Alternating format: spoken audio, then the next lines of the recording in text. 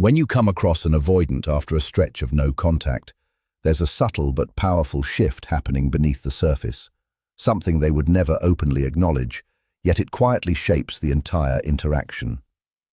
The exact moment they see you again, something inside them moves. It might not show on their face, which often stays controlled or unreadable, but internally there is a clear emotional reaction. They notice you immediately, and even if they act unchanged, they are not unaffected. Avoidant individuals rarely display emotion in a direct way. Instead, it leaks out in small fragments, brief pauses, slight shifts in expression, or fleeting reactions they quickly suppress. At first, there is silence. Not an empty or hostile silence, but a careful one. In that moment, they are observing everything. They take in your expression, your posture, your tone, even the atmosphere around you. It's almost like they are trying to answer a silent question in real time. Am I safe here? Am I being pulled into something I can't control? Do I still have space to be myself here? Beneath that controlled exterior, there is actually a mix of emotions: curiosity, relief, a hint of longing, and underlying tension.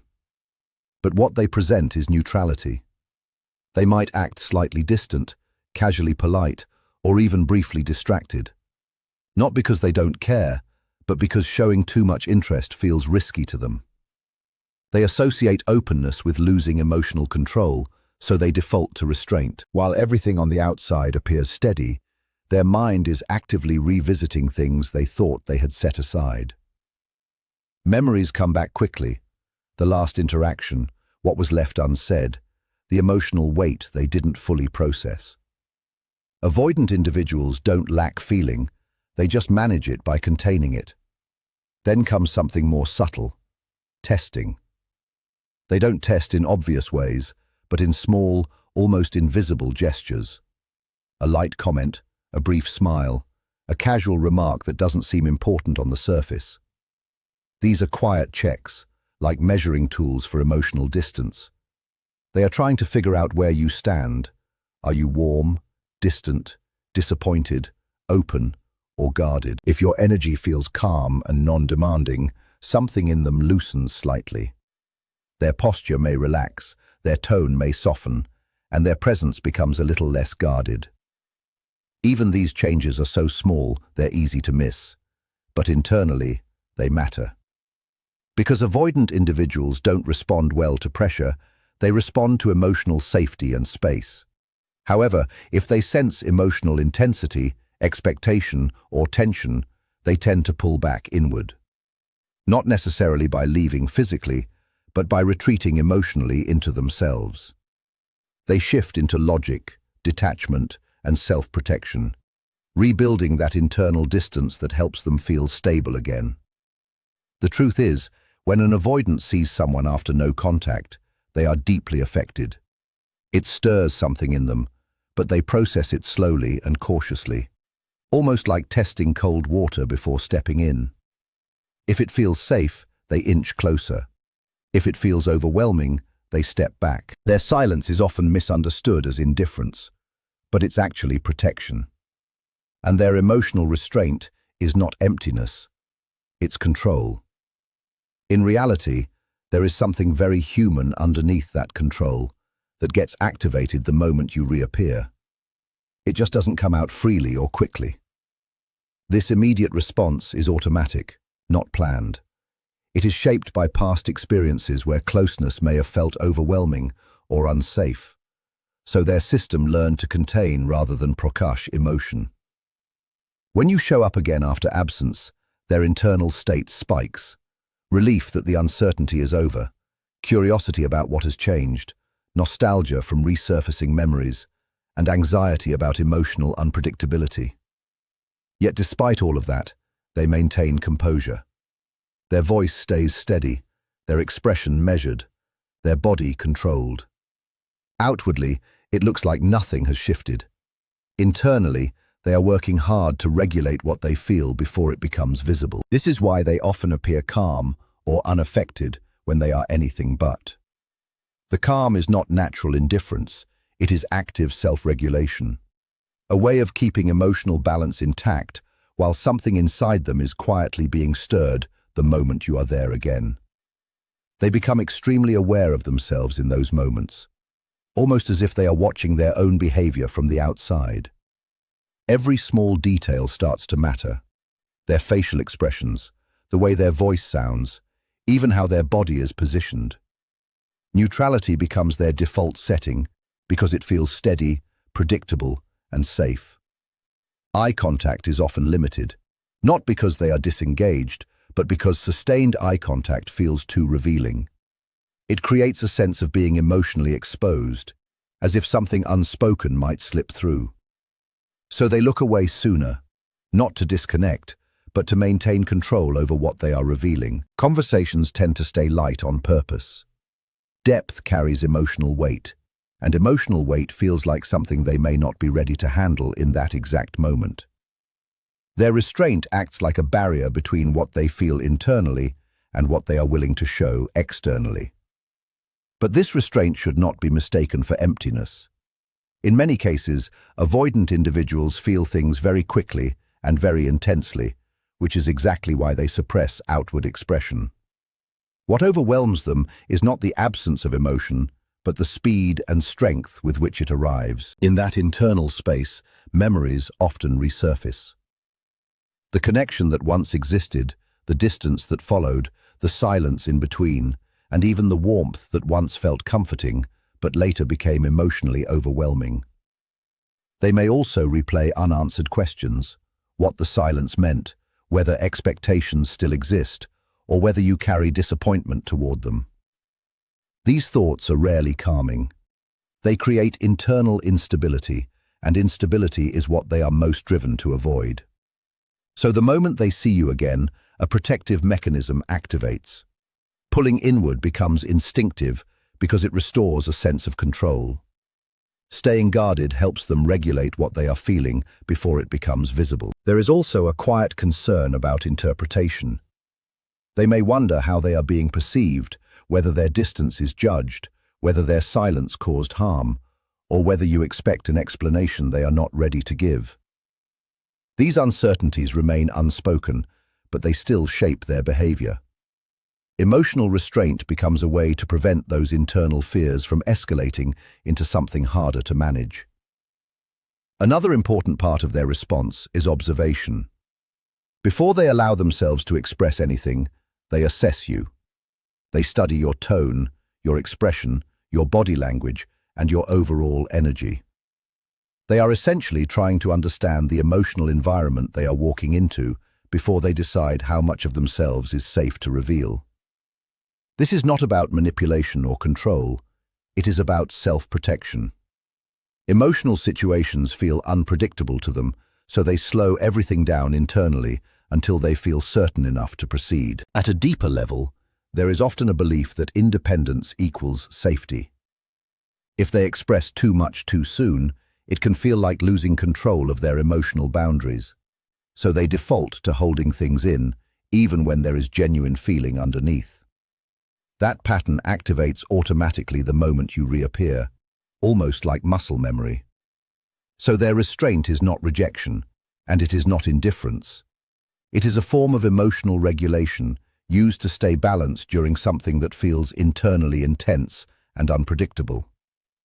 Their emotional world may react quickly, but their outward behavior is filtered, slowed down, and controlled. When you see them after a period of no contact, the first instinctive response is this internal scanning process for emotional safety. It begins even before words are exchanged. It is automatic, shaped by past experiences where closeness may have felt overwhelming or difficult to manage. In that split second, their mind starts evaluating whether your presence feels safe or emotionally demanding. They are not thinking in a logical, structured way. They are sensing, reading, and interpreting everything at once. Your expression becomes one of the first things they study, then your tone, your posture, your energy, and even subtle cues like how you breathe or how you carry yourself. All of these details are processed quickly as they try to determine whether this interaction will stay calm or become emotionally heavy.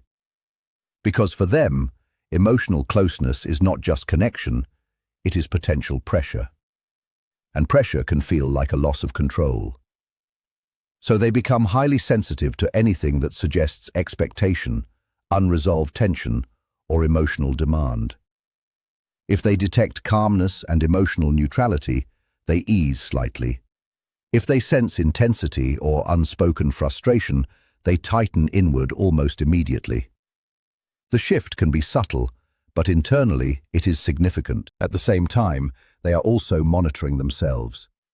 They are controlling their own facial expressions, regulating their tone, and managing their breathing so nothing gives away more than they intend. This constant self-monitoring can be mentally exhausting, but it helps them maintain a sense of stability. They are not only reading you, they are regulating themselves in real time. Another layer of this process involves predicting what might happen next. They quickly run through possible outcomes, whether speaking more will lead to emotional closeness, whether closeness will bring expectations, and whether expectations will recreate situations they previously struggled with. If the emotional path ahead feels predictable and manageable, they stay engaged. If it feels uncertain or overwhelming, they withdraw into neutrality again. So what appears as calmness on the outside is actually careful emotional management on the inside.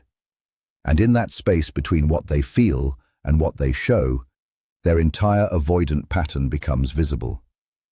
Their need for emotional safety makes them extremely sensitive to even the smallest shifts in your behavior. A slight smile, a calm tone, or relaxed body language can immediately signal to them that there is no threat in the moment. In those instances, something in them settles.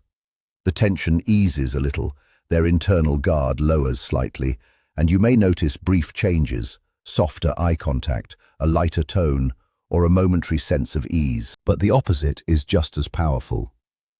If they pick up on sadness, frustration, anger, or even strong eagerness for connection, their internal system reacts quickly. They don't interpret emotional intensity as closeness or care in those moments. They interpret it as potential pressure. And pressure, to them, feels like loss of control. So instead of moving closer, they instinctively create distance, sometimes so subtly that it only shows through tone, posture, or reduced emotional presence rather than physical withdrawal. This constant scanning is also their way of restoring predictability. No contact creates uncertainty, and uncertainty can feel destabilizing. So when you reappear, they begin collecting information immediately, not to analyze you critically, but to figure out what kind of emotional environment they are stepping into. The more stable and calm you seem, the easier it is for them to stay present. The more unpredictable or emotionally charged you seem, the more tightly they pull back into self-protection. At its core, this process is not about judgment. It is about safety. They are not reading you as good or bad. They are reading whether the situation feels manageable or overwhelming. In that split second of seeing you again, their entire system shifts into regulation mode, trying to decide whether to open slightly or stay guarded. One of the most subtle but revealing reactions in these moments is the presence of unspoken longing. It rarely shows up in direct or obvious ways. Instead, it appears in small breaks in their composure, brief pauses, softened expressions, or micro-changes in their presence that don't fully match their attempt to appear neutral. Often, avoidant individuals are so effective at suppressing emotion that they don't immediately recognize the extent of what they feel until they are face to face with it again. And even then, the body reacts before the mind can intervene. A momentary softening of the eyes, a slight shift in posture, or a change in breathing can appear before they regain control. These reactions are not intentional. They are automatic responses that reveal what is being contained underneath. Longing in this context doesn't usually look emotional on the surface. It can appear as a brief look that lingers a second too long, a subtle hesitation in speech, or a tone of voice that becomes slightly quieter or warmer without them meaning to change it. Their conscious intention is to remain composed, but emotional memory disrupts that control. Being in your presence brings back familiarity, connection, comfort, and unresolved emotion that they may have spent time trying to suppress or distance themselves from. Even when they believe they have moved past it, their nervous system often reacts differently. The presence of someone significant can activate feelings that were never fully processed, and those feelings tend to surface in indirect ways rather than open expression. Attention becomes one of the clearest indicators of this internal shift. When they have missed someone, their observation deepens. They notice more than usual how you speak, how you move, how your energy has changed. This isn't about evaluation, but about trying to reconnect a mental picture of who you are now versus who you were in their memory. There is curiosity there, but also emotional investment that they don't openly acknowledge. Hesitation is another subtle sign. In moments of interaction, there may be brief pauses before responding or before transitioning away. In those pauses, something genuine often tries to surface, a more open response, a warmer acknowledgement, but it gets pulled back at the last moment. That internal conflict creates small moments of visible uncertainty, even if everything else appears controlled. Nervousness can also emerge in quiet ways. Small physical adjustments, shifts in posture, changes in speech rhythm, or brief avoidance of eye contact can all signal internal activation. These are not signs of disinterest. They are signs that something emotionally meaningful has been triggered, and they are trying to manage it without letting it become visible. Sometimes memories slip through unintentionally. A casual reference to something shared in the past, a detail they shouldn't easily recall, or a brief mention of a place or moment connected to you can surface without warning. These small slips often reveal more than they intend because they show that the connection still exists in their internal awareness, even if they have tried to minimize it consciously. Even physical space can shift slightly. Avoidant individuals usually maintain a certain distance, but when there is emotional activation, that distance can shrink without them fully realizing it. Not enough to feel overwhelming, but enough to suggest an unconscious pull toward connection before their rational mind reasserts control. Perhaps most importantly, their listening changes. Instead of partially engaging or mentally stepping back, they become more present. Their attention sharpens, their responses become more deliberate, and they absorb details more fully than they normally would.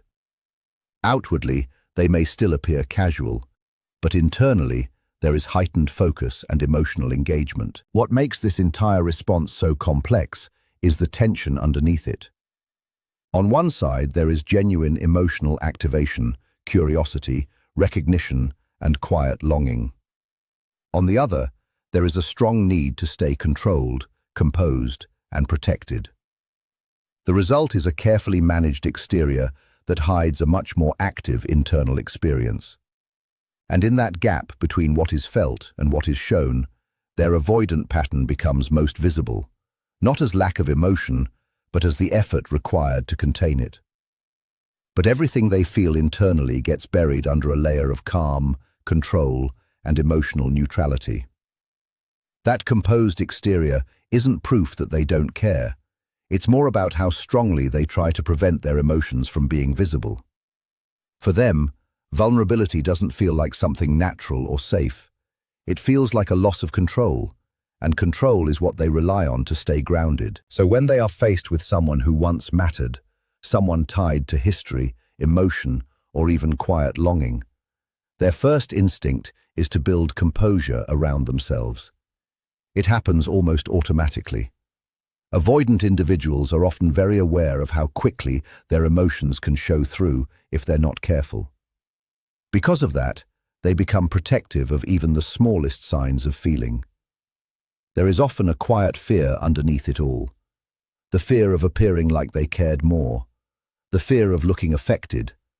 The fear of showing that the silence actually had an impact on them. To prevent that, they adopt a controlled, neutral presentation. A small smile, a simple greeting, a calm nod, nothing that reveals too much. nothing that can be interpreted as emotional exposure. On the surface, it looks like indifference. Internally, it's regulation. They actively monitor themselves in those early moments. They pay attention to how their voice sounds, making sure it doesn't carry too much warmth or too much relief. They become conscious of their facial expressions, ensuring nothing soft slips through unintentionally. Even breathing can become something they regulate, because too much visible emotion in the body can feel revealing. This kind of self-monitoring isn't occasional, it's habitual. It's something they've learned over time as a way to manage emotional intensity, especially in situations involving people who matter to them. So when they appear distant or unaffected, it's not because they're empty inside, but because they're actively containing what's happening within them. At a deeper level, emotional intensity itself feels risky to them. Seeing you again after no contact can activate emotions they don't fully want to engage with: uncertainty, attachment, curiosity, regret, or even longing.